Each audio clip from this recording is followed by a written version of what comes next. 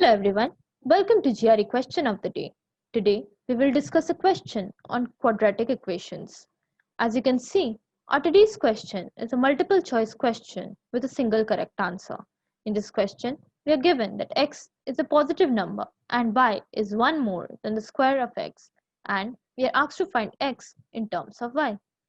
Before we move on, I would request all of you to pause this video and try to solve this question on your own.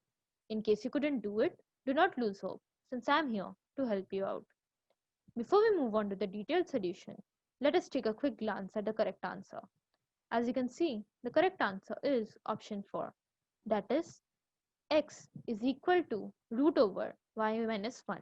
Now let us see how we arrived at this particular answer.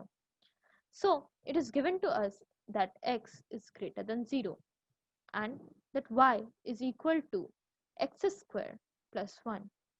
On rearranging, we see that x square is equal to y minus 1 and y minus 1 is positive. Hence, x is equal to root over y minus 1, thus giving us option 4 as the correct answer.